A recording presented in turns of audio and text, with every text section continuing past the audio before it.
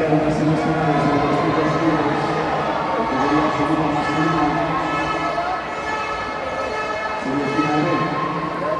Julio Pereira, Pedro Martín Carrera, Luis Gómez, Mariana, Lucía García, Néstor Verdugo, Ángel Muñiz, Igor Díaz Baixas, Manuel Rodríguez, Miguel Mar, Manuel Rodríguez, Jesús Mos y Pablo Pérez Ferreira.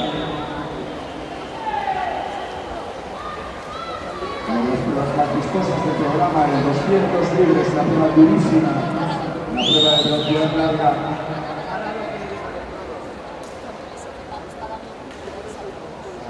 En la que el saber controlar los ritmos y los tiempos de paso de cada parcial es fundamental para terminar con fuerza. Pasando de la calle 5, 58-54, es Ángel Muñiz. Hay que tener los ritmos y parciales muy bien aprendidos.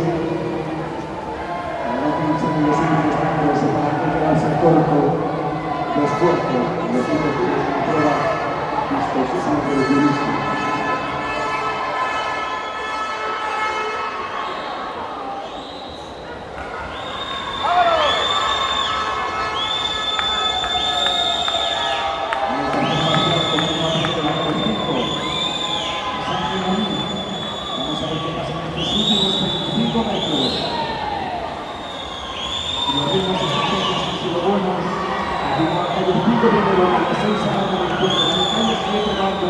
Con mucha potencia, calles 5 y 6 iguales, 5 y 6 se deciden ante Gala, calles 6 primero.